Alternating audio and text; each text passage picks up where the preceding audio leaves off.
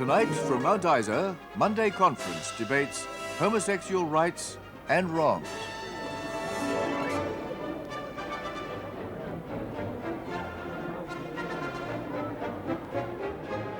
Welcome again to Monday Conference.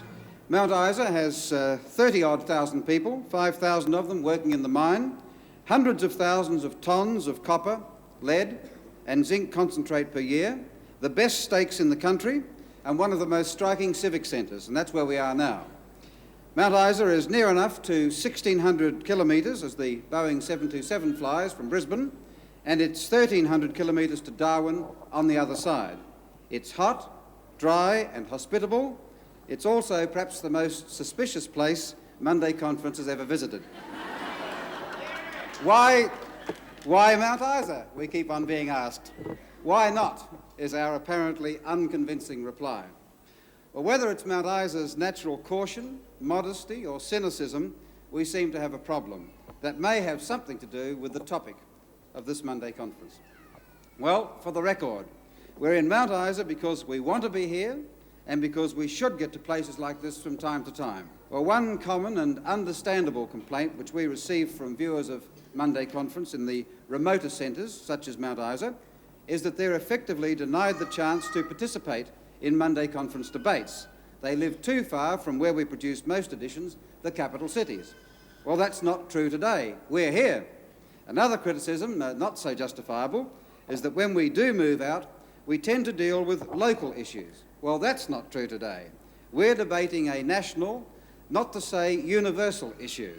No hint of parochialism about this one. Well, so much for the commercial. Now down to business. What disadvantages under the law do homosexuals suffer in Australia? In what ways is there discrimination against them socially, in terms of employment, and in terms of security of life and limb? And what about homosexuality itself? Is it a valid alternative sexuality, or is it something less, an aberration?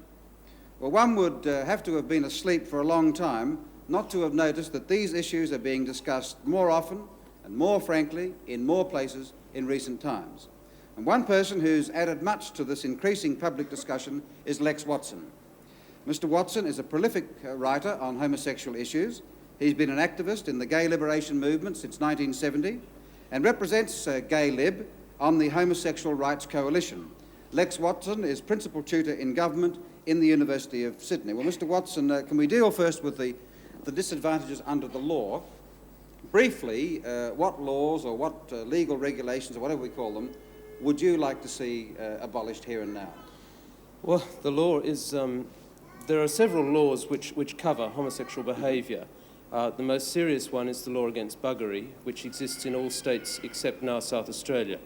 And it carries a penalty, a maximum penalty, ranging from 14 years in New South Wales to life imprisonment in the ACT. I think it's...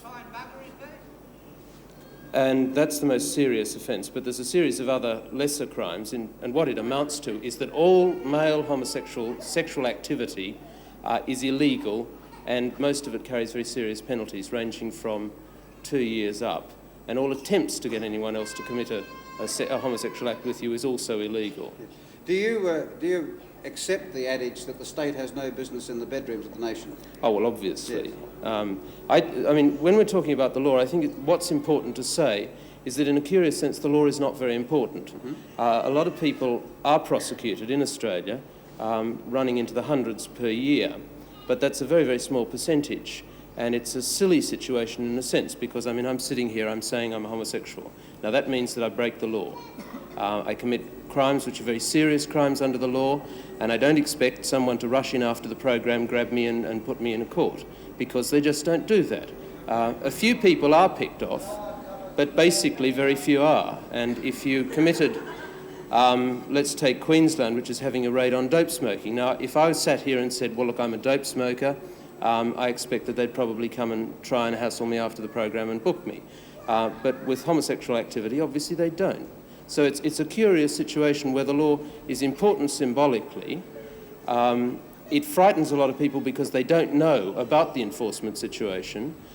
Symbolically, we find it thoroughly offensive. Changing it is not going to make that much difference in practice. Well, what about, I suppose, on the other side of the coin, are the is there anything that the state should be doing, or the law should be doing, to remove, I suppose, social discrimination? Is there anything positive that the law should be doing? Well, there's a lot of things that the state could do and should do, because I think that the state's never accepted that homosexuals are a discriminated, oppressed minority group. And I don't think that the state, worse than that, has ever accepted that it plays a major role in doing that. And it's not just the law, it's employment, for instance. It's a refusal to accept that homosexual behaviour and homosexual activity should be talked about. It's banning discussion of homosexual matters through a whole range of areas where the state has control. School curricula. In New South Wales, the Health Commission pulped an edition of their journal because it had an article on homosexuality that didn't also say, this is bad. It was talking about the problem of VD. There's a range of things right through here where the government censors books. The Queensland government censored a film because it treated homosexuality as being, part of life rather than saying that it was a bad thing. And so Queensland banned the film called A Very Natural Thing. And there's a whole range of issues right through here where the state hasn't accepted its role. It hasn't accepted its role to ban employment discrimination in the way in which states are starting to do with, say, racial discrimination against women. And we think that the state, in fact, has a role to look at the areas of discrimination and look at what they can do to outlaw it. And we're a long way from that situation. Good, thank you. Now, anyone, yes? Do you think there should be laws to protect our children from homosexual influences? Homosexual influences? Influences, right. No, obviously not. I think that there ought to be laws which protect anyone from sexual exploitation in the sense of having pressure put on them to engage in any sort of sexual activity in which they're not willing to be involved or not interested in being involved. But I think that the state has an obligation, frankly, to make sure that information about homosexuality is given to children, just as information about heterosexuality is given to children at a very early age, because the consequences of not doing so are very serious. Do you want to come back? If you want to, by all means, please, anyone, when you've got more than one question. So you think it's a natural thing, homosexuality, and if a child's going to be a homosexual, it's going to happen anyway? Oh, clearly, if people's sexual orientation is not going to be affected by information that's given to them. What will be affected is the extent to which they can cope with their own sexuality and the extent to which they can cope with other people's sexuality and not get aggressive about it, which I think one of the questions is about to do. Well, we'll see. We'll see, yes? First thing is, why do you cover yourself up with this gay lib business? And the second thing is, why don't you call yourself a straight-out poofter and pervert? And why are perverts allowed to run the street and rape and murder and kill little babies like you?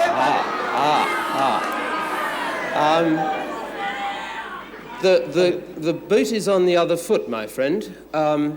I'm quite happy to call myself a poofter. I don't regard the term as offensive. I dislike the term pervert intensely.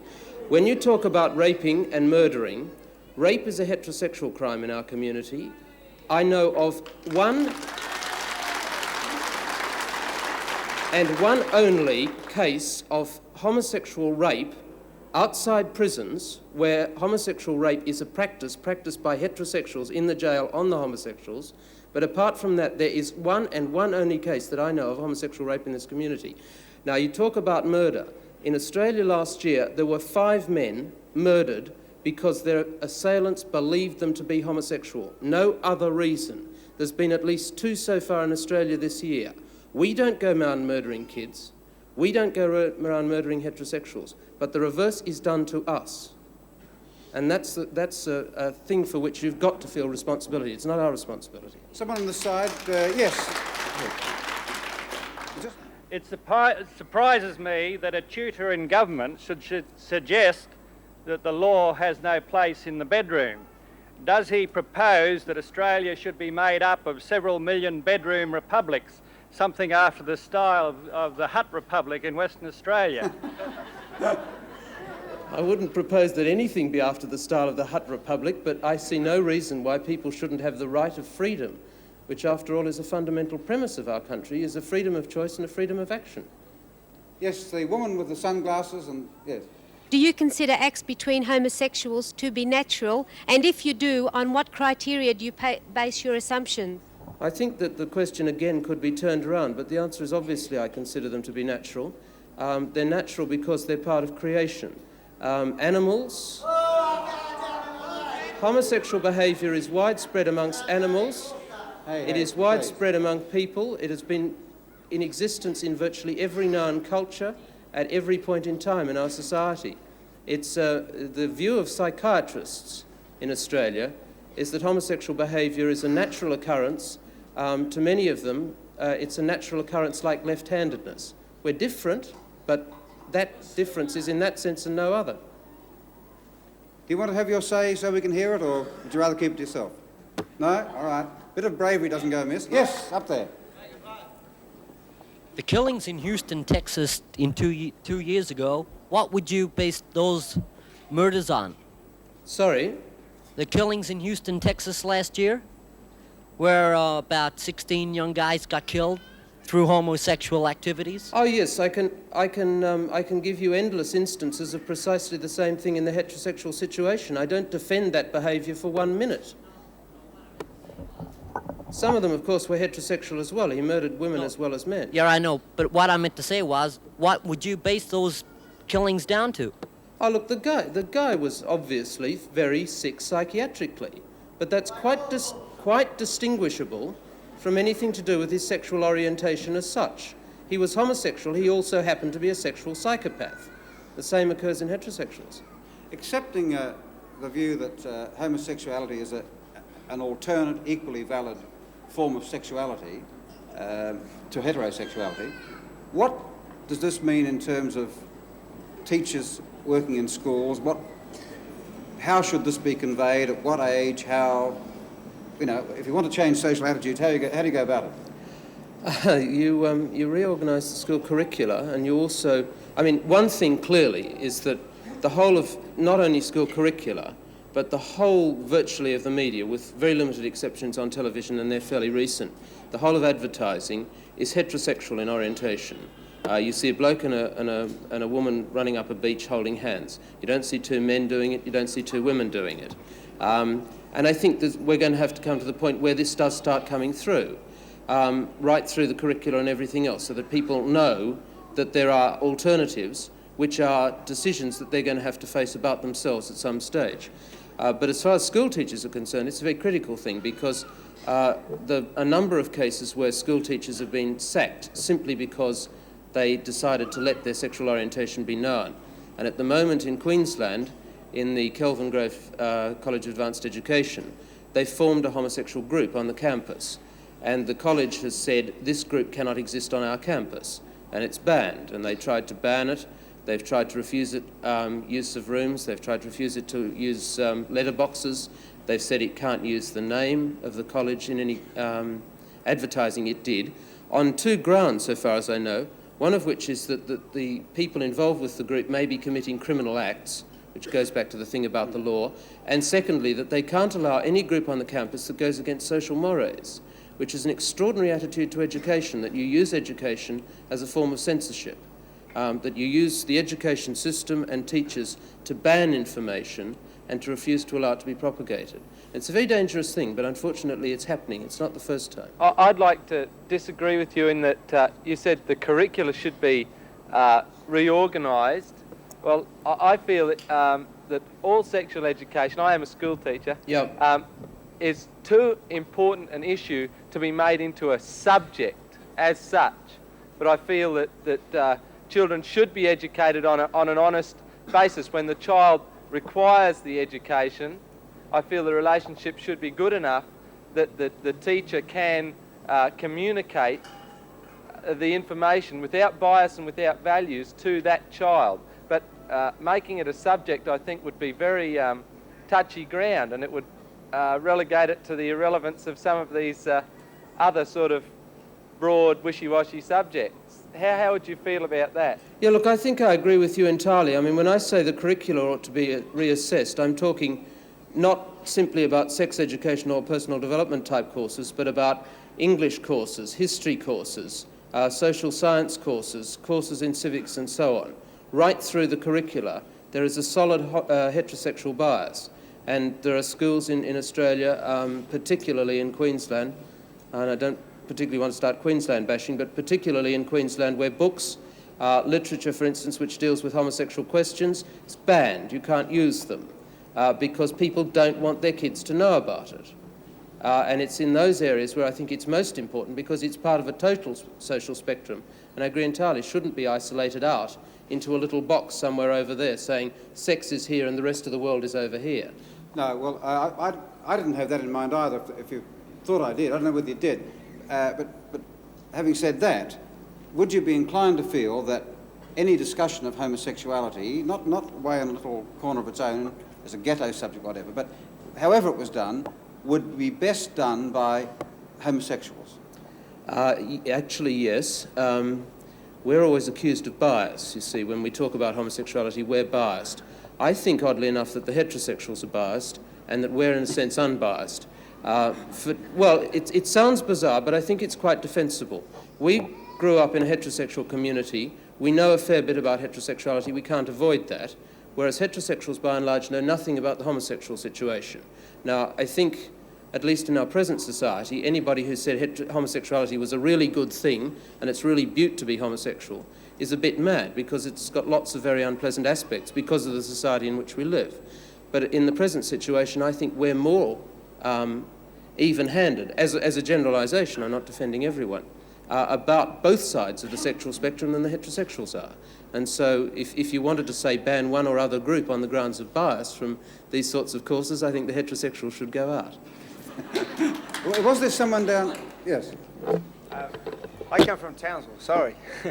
I come from Townsville, and just before the cyclone in Darwin, God spoke to me about it was coming to happen, and the first thing that was You come because from where? of Sorry. From Townsville. Townsville, sorry. And I was desperate because I couldn't get on something like Monday Conference, but all I could do was preach with a public address to the people of Townsville that God was going to have to do that because particularly of homosexuality, sexual sins, and secondly because of dropouts and druggies, but it comes back to you talk about schools and education. The basic nutshell group is the family, and God made man and woman to go together, and he told them to teach their children to fear the Lord and to be brought up in his admonition. Most of the trouble in this country is because parents today generally don't know God, and their kids, I'm meeting them here in Mount Isa. Right, well, would you let Lex Watson comment on that, please? We won in 3 days. In a nutshell. That cyclone came. Would you mind making... Please now, please.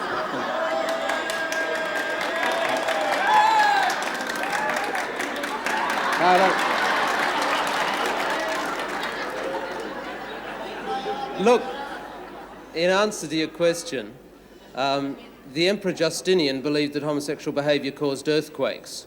You believe that it causes cyclones, and I'm afraid I have to suggest to you that it's superstitious nonsense and that it's not worth replying to. You've had your chance, thank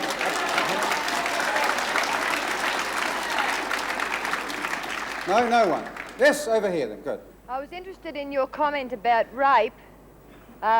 Most people feel more fear of homosexual rape for their sons than most other aspects of homosexuality.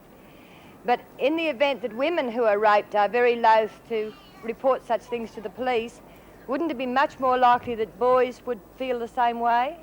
In fact, even more so than a woman would? No, I think not. I mean, I think your question is a very valid one, but I think not, because I think that the situation with heterosexual rape is a very complex one, but a lot of people will turn around and say to the woman, oh, look, you know, you probably consented and you're just complaining. And there's that sort of emphasis on not reporting it. Whereas in the homosexual situation, I think anyone who is vaguely involved in a potential situation like that is far more likely to scream and be taken seriously. And they're not going to put you in the dock and say, look, you're really a poofter anyhow. You probably gave in and you're just complaining about it, and start questioning you about your pre-sexual history in the way in which women are treated under the present rape laws. And I think that the net result of the thing is that people are very likely to complain if there's any suggestion about homosexual rape outside the prison situation, which is a very, very special situation. But otherwise, I think it's highly unlikely that people are highly unlikely to complain. Highly likely to complain. I'm getting myself thoroughly confused here. Highly likely to complain about homosexual rape, relatively unlikely to complain about the heterosexual thing. I'm finding it hard to see the hands. Would you please put them up big and strong? Yeah. All right, yes. Don't come any closer. What I've been trying to point out all along, just because I've got a fancy hat on and I've got a shirt on, everybody think I'm a poof. Now, that's all I've come here to, you know. We needed to know that. Thanks for all right. But a hat and a shirt doesn't make a poof. Maybe you should lend me your hat. In the blue, yes. Why are there more homosexuals now than 20 years ago? Well, there clearly aren't. What is the situation now is that we're prepared to talk about it because we're no longer prepared to stay silent and suffer the sorts of things that we've suffered in the past. And because social attitudes have changed sufficiently to allow us to do that, or some of us to do it. By no means all. But the incidence of homosexual behaviour hasn't changed one iota. Yes, the woman, that's right. I've got two curious children. They're always asking me questions, and I try and answer them as honest as possible as I can. Now, what happens when they turn around and they're going to say, now, Mum, what's a homosexual? What and how am I going to answer them? Because I want to answer them as honest as I can, yes, without turning them into a homosexual, if you understand what I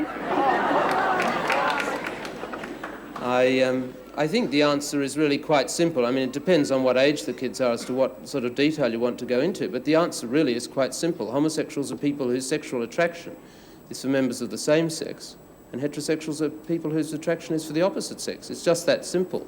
Nothing more nor less. Yes, in the blue. I have a few questions, actually, I'd like to put forward here.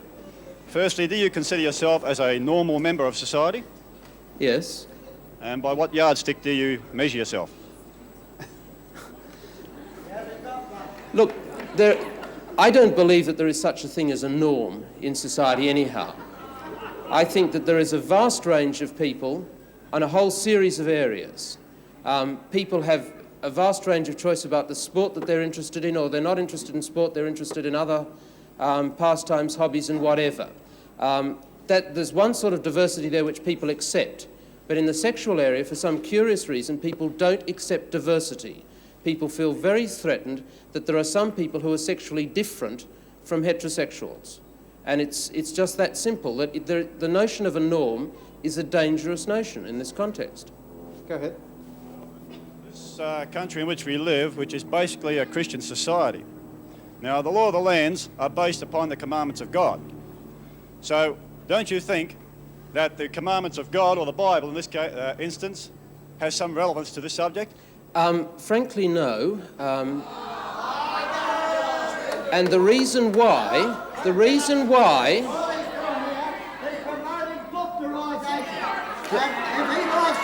Hey. There it is.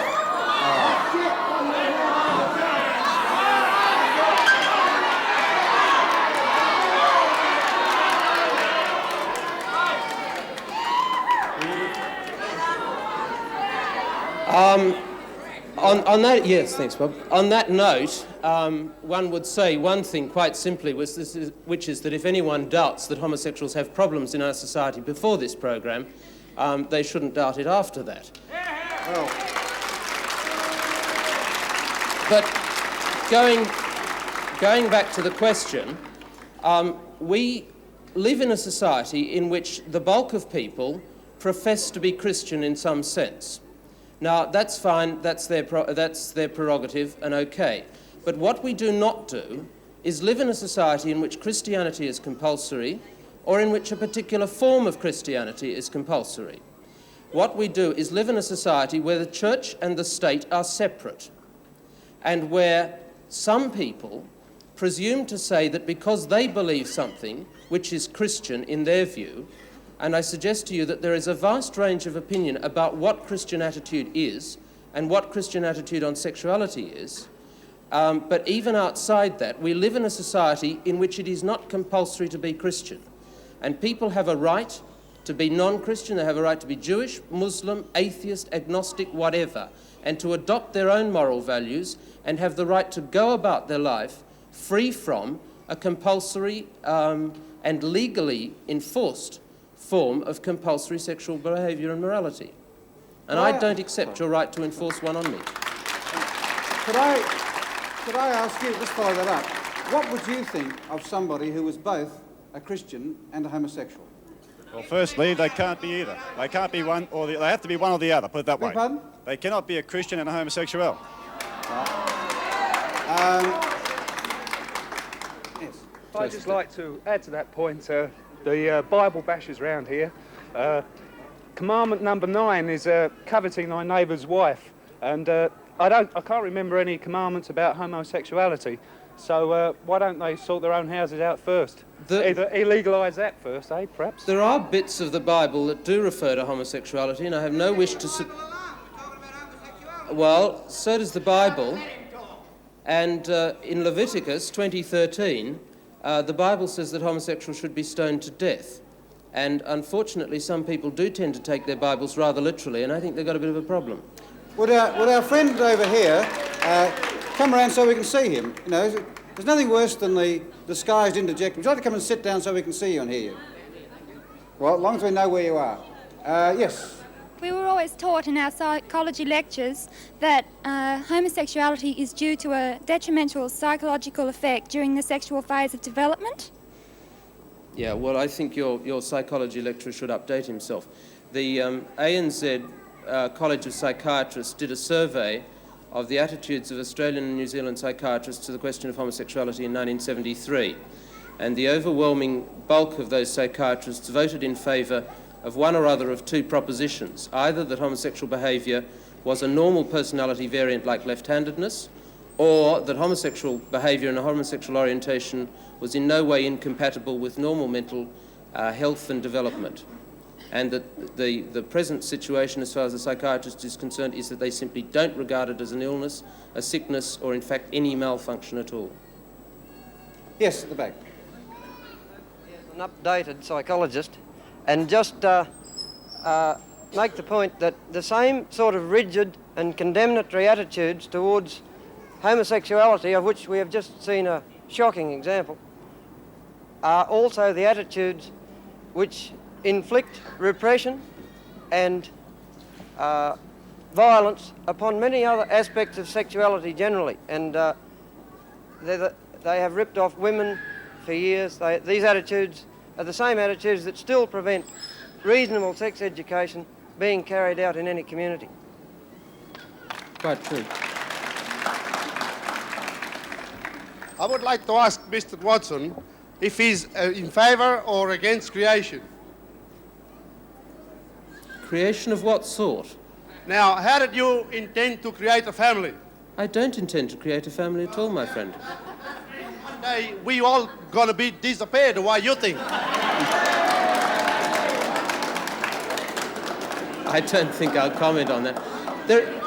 Look, it's absolutely absurd to suggest that because some people are homosexual that everyone's going to become homosexual and the population's going to die out. You're here to destroy! My friend, you can go on breeding until you're blue in the face. I don't want to stop it. Right at the back, yes. I think majority of people would be interested in obtaining more information that you have rather than listen to a lot of query questions.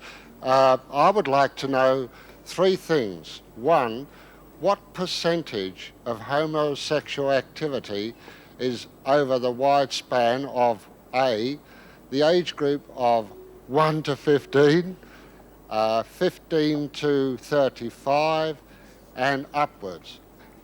Do these figures vary? And also, do you agree that segregation of the sexes can lead to a more homosexual activity? To take the last one first, the answer is probably yes, in the same sense in which in very repressive societies, which Australia has long been, there's been a lot of enforced heterosexual behaviour which has been equally unpleasant and unsuccessful for the people involved. And the question of the incidence of homosexual behaviour, there's no figures that really will tell you as far as age group is concerned, but what I can tell you is that based on Kinsey's figures, something like 37% of the male population, according to Kinsey, experienced homosexual sex to the point of orgasm between the ages of 16 and 55, and that something in the order of 15% of the population, both male and female, are predominantly or exclusively homosexual for the better part of their adult life. 15%. I'd just like to know whether you think homosexuals are born or made. Neither I nor anyone else knows what causes heterosexuality, I think is probably the answer to your question. No, it's the same thing. That you're simply faced with a situation that there are people who are homosexual, there are people who are heterosexual, there are people who are bisexual. There always have been, there always will be. Ever since my little boy was born, I have been given good advice on how not to turn him out of poofter. Now, could you tell me if there is anything in pink dye that changes hormones in children? Because that is, I've been told not to put pink on him or he'll end up a poofter. I think that you're probably right. It's a very worrying problem, isn't it? I'm glad to see you've got one of your little boys in blue and one in pink. It's... Oh! Borrow it. No, pink, that's a novel one. Lead poisoning is one theory that was around, but I hadn't heard pink dye before. Yes. Mate, why are you a puff? What? Why are you a puff? Oh, God. These intellectuals, they follow us everywhere. Explain why homosexuals should be parents. Explain why homosexuals should be parents. Why they should be parents? Well, I don't know that I have suggested that they should be. I don't think that there's any reason why they shouldn't be either. I think that if you are homosexual and you get yourself into a heterosexual relationship, or you're predominantly homosexual, then the relationship is likely to be fairly tense, and that can be difficult for the child. Now, I'm not necessarily suggesting that that the traditional nuclear couple is the only way to bring up a child, but I think anyone who buys into the question of being a parent has got to take it very seriously as to whether whatever solution they come to is a solution that they can adequately cope with to bring up the kids.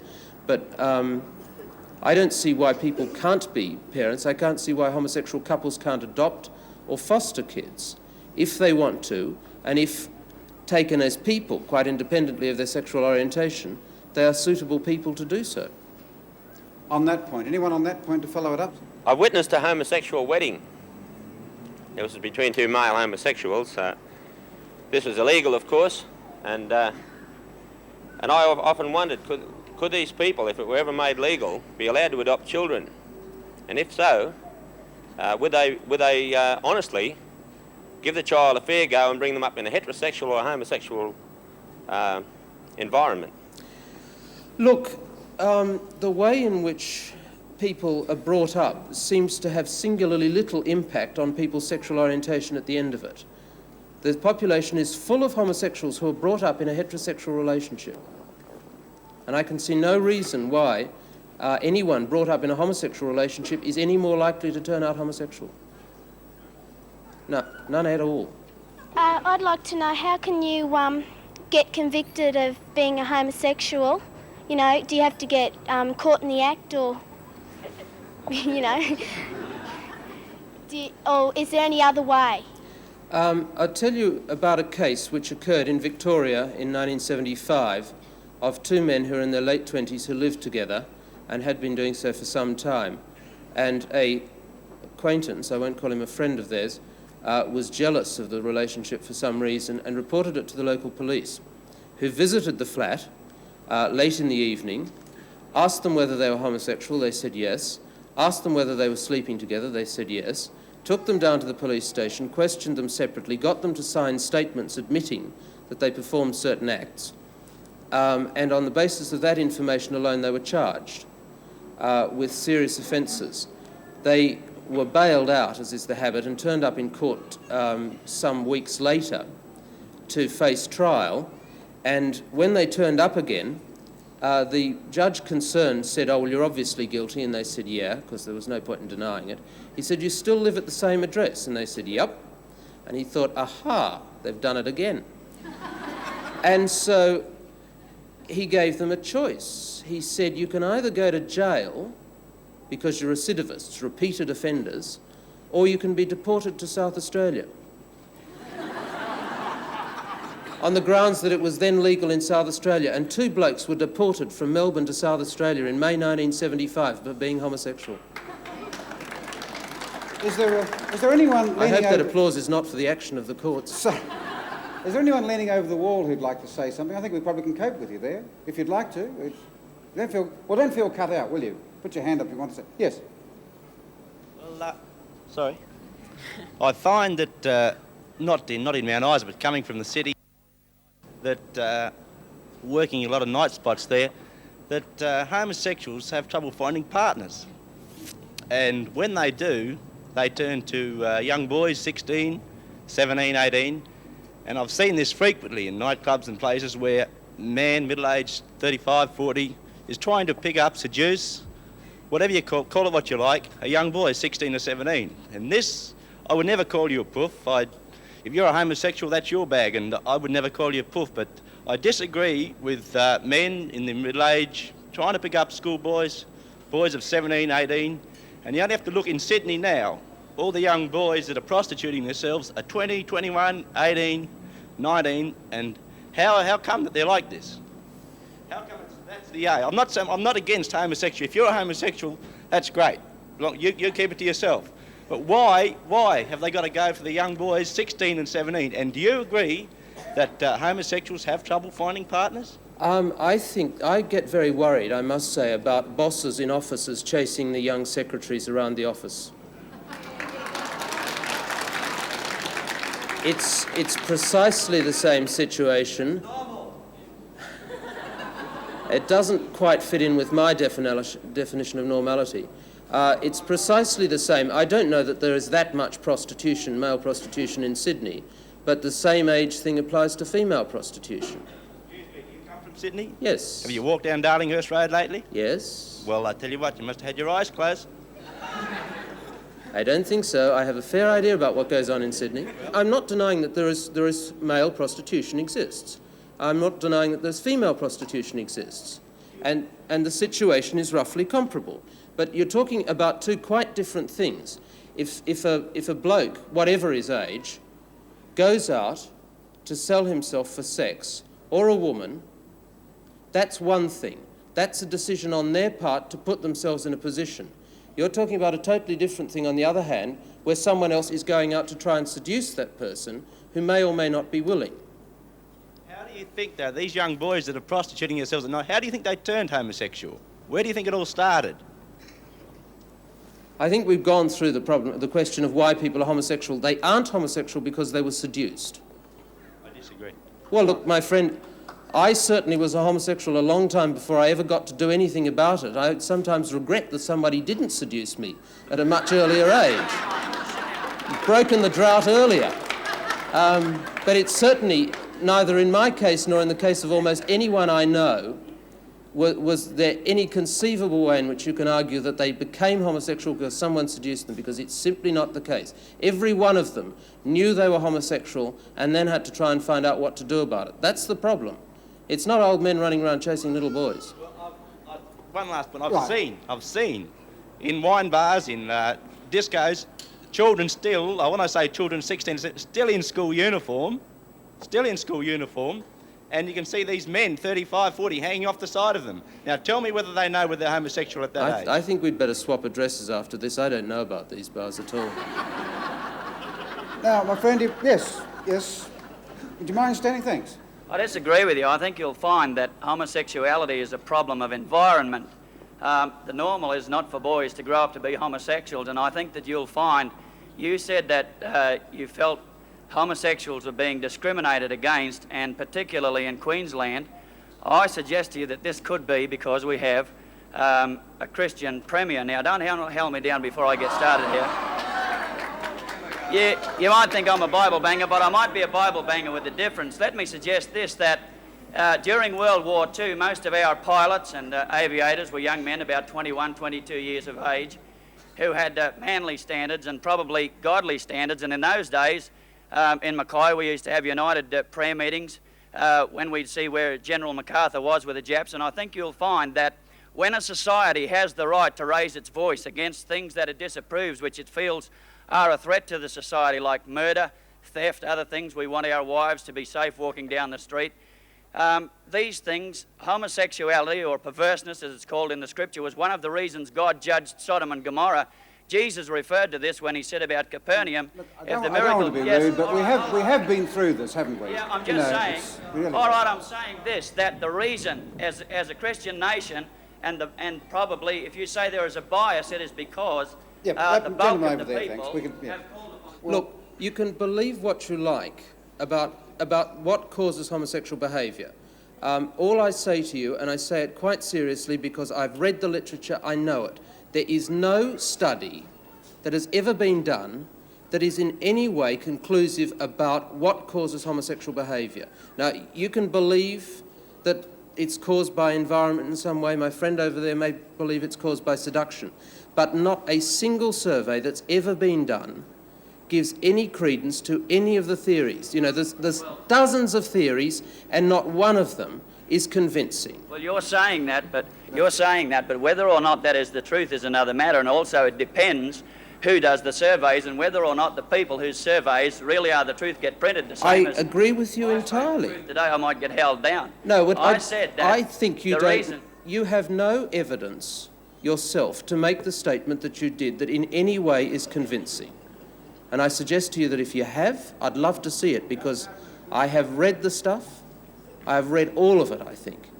And it's lousy. It is unconvincing. It proves nothing. I have access to material which I could conclusively prove to you what I have said, having been a former public servant, and under a bond of oath of confidence I'm not allowed to break. But I could show you studies where the environment definitely affects the child, and that is the reason that school teachers are distressed about the fact that university lecturers then have the opportunity to create an environment or some kind of an influence upon those children whom they don't wish to be educated that way. I am totally unconvinced by statements that say that I know of material which I can't produce, but I know it's there. I don't believe, and I'm pretty bloody sure, that if any public service in this country had done a survey on the causation of homosexual behaviour, that it would have been made public and would be accessible. If you think, in all seriousness, that the public service is sympathetic to our cause and unsympathetic to yours, then I think you're kidding yourself. Right, at the back. What I think is, why don't people just leave people alone? All these Christians go around saying live and let live, but everybody's going around insulting poofters and so on. Nobody's allowed to just do what they want to do and live. They always have to be insulted for whatever they do, whether they're homosexual or anything like that, whether it's homosexual or anything at all. Why can't they just let them do what they want to do and leave them alone as long as they don't harm anybody else? What's wrong with anybody?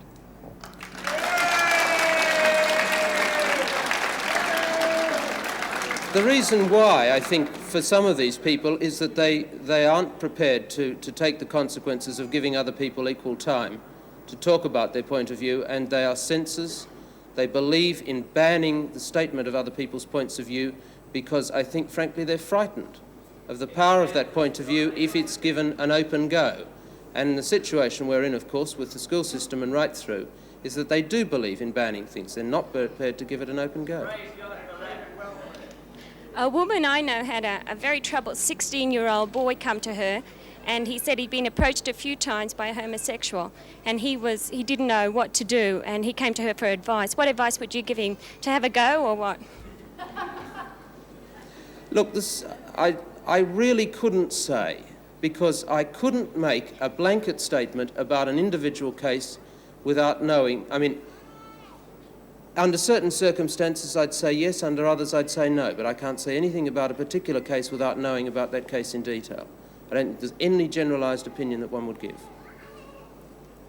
Would you agree that possibly the almost lunatic hate and fear of homosexualities is a handy means of getting rid of uncertain feelings about one's own sexuality? You know, I may be a little bit odd, but I'm not as odd as him anyway. Yeah, the danger of that is that if I agree with that, then I have to agree that this man down the front here is a latent homosexual, the one that was being so abusive earlier on. And I really don't feel that I want to identify with him in any way whatsoever.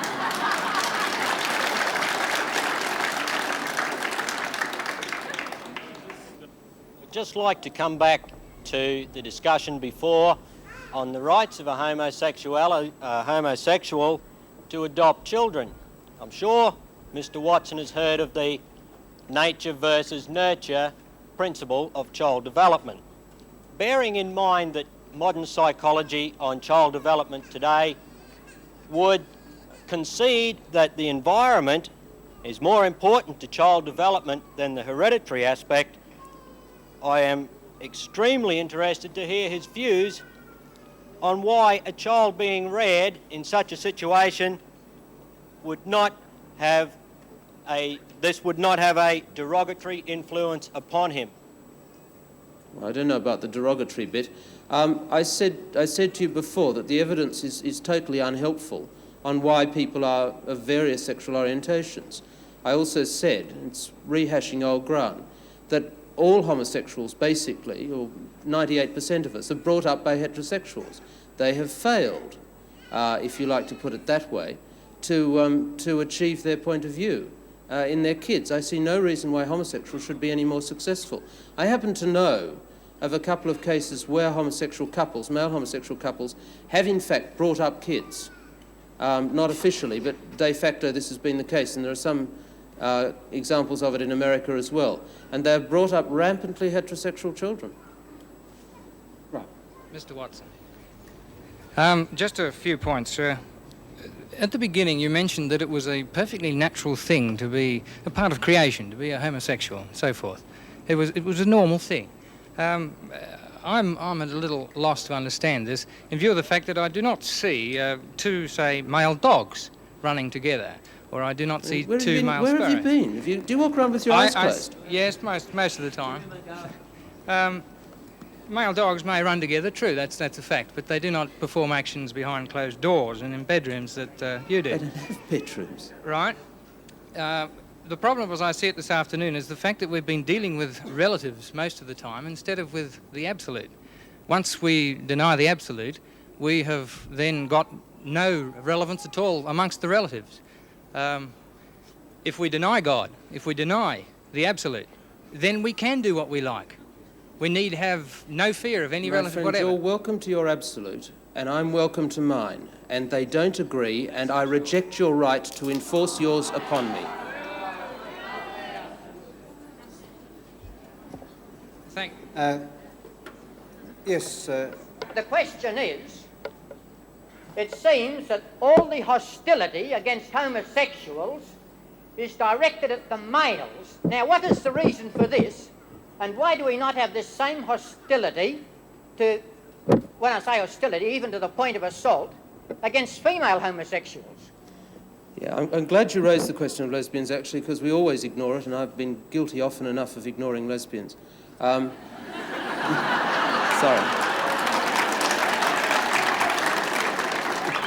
Wasn't intended as a pun. I think that the thing with lesbians has got a lot to do with the fact that a lot of people just didn't believe that women were sexual beings in the normal sense anyhow, and they just didn't believe that it was possible or that there was anything they could do. And people just pretended that lesbians simply didn't exist. Now, insofar as people are now realising that that's not the case, I think that there is evidence, there certainly is in Sydney, and I think it'd be true in most places, of quite a high degree of aggression against lesbian women by men, much more than by women, by men who largely for some reason feel insulted that this woman isn't interested in him sexually. And there is evidence of attempted rape on lesbian women by men because they felt in some way threatened by this woman who was sexually independent of them. And unfortunately, it's a trend which is, I think, going to increase to an extent until people get over that whole problem. But lesbians are ignored overwhelmingly. I think it's quite true. You have to battle with this aircraft, so would you... I think the homos and heteros should be allowed to live their own life as they see fit, providing they don't muck around with anybody else and keep it to themselves. It's only until the Christian fanatical nuts get word out that anything does happen. Yeah, but I agree with that, but why don't people say heterosexuals should be allowed to go about their lives provided they don't muck around with other people too? Because they do. Do homosexuals, in your opinion, have a desire to change from being homosexuals?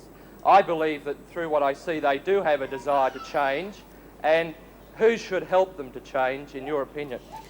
I don't believe that anyone wants to change as a free and voluntary choice, either heterosexual or homosexual. I do know that there is evidence of people wanting to change. It is almost invariably because they have been brought up in a rigid Christian upbringing, which produces either suicidal tendencies and sometimes successful suicide.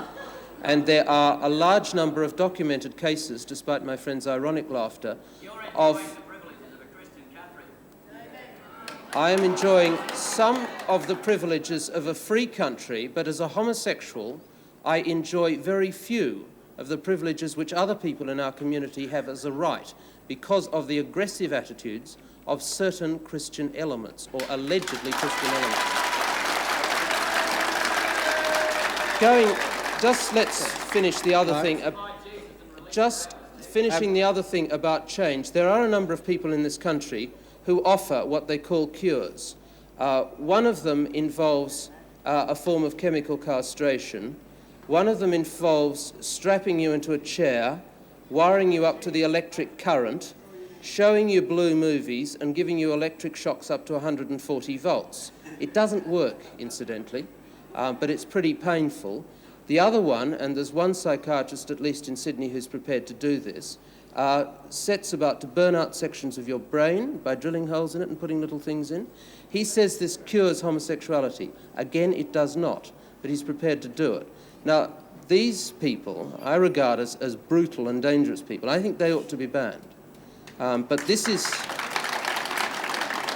what passes for a cure, and this is the sort of treatment that people who say to homosexuals, why don't you try changing, are encouraging people to do. If we put out that sort of treatment to any other group in the community so that they would conform, we'd regard them as rampant barbarians. But unfortunately, it's the case of homosexuals, people seem to think it's reasonable. Right. First of all, Mr. Watson, I'd like to apologise for the behaviour of some of the Mount Isans here today. And secondly, going back to the point of lesbianism, do exactly the same laws of homosexuality apply to them? And if so, how are they discriminated against? What effects does it have? No, the law doesn't specifically prescribe lesbian behaviour at all. There are certain penalties and offences where an act involves a woman under the age of 16, which is the heterosexual age of consent. But otherwise, the law ignores the question. But lesbians, of course, still face a major problem, A, because they're women in our society anyhow, and secondly, they face quite sizable discrimination problems, particularly in the area of jobs, but also being, by and large, single women, of course, in the eyes of the law, if not in fact.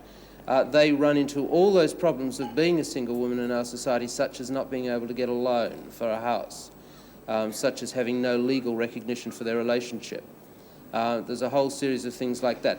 You don't have probate rights, so if you happen to be in a couple situation with another woman, you've lived in it for 30 years and one dies, you don't have the right to pass on your house to the other partner in the way in which a heterosexual couple does. There's a series of problems like that, which are quite sizable. Due to the changes in sexual behaviour and heterosexual behaviour, it's a lot more readily accepted these days than it was before. Can you homosexual behaviour or heterosexual? Heterosexual. Yes.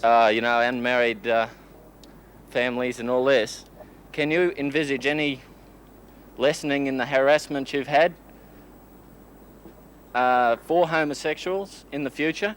Oh, look, the homosexual movement in Australia has been going for 6 years, since about mid-1970. Now, a lot has changed in that time. Not nearly as much as we would like, but if you look at things like opinion polls on public attitudes to changing the homosexual laws, it's gone from one poll in 1967 which said 22% support to the latest one earlier this year which said 68% support. Now, I think that's a fairly major change. It doesn't extend into the school system, it doesn't extend into a lot of other areas, but things clearly have changed and hopefully will go on doing so. Mr. Watson, thank you very much. I'm sorry, we've got to end there. I'm sorry, we do. Thank you very much indeed for joining us on Monday Conference. On behalf of Monday Conference, I must apologise to you for the incident earlier on. It's never happened before. I regret it very much. I do not have to apologise on behalf of the audience here today. I thought they made it quite clear what they thought of that event, and I thank them very much for doing that in a quite difficult situation.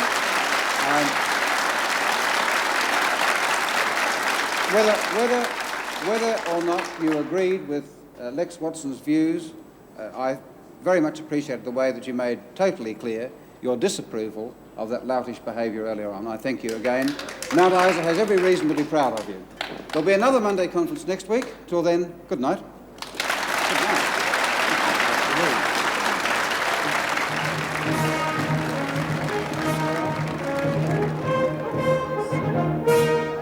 This edition of Monday Conference has come from the Outdoor Theatre, Mount Isa Civic Centre. Our special guest was Lex Watson, gay Lib representative on the Homosexual Rights Coalition. The programme was recorded on Tuesday, September the 14th.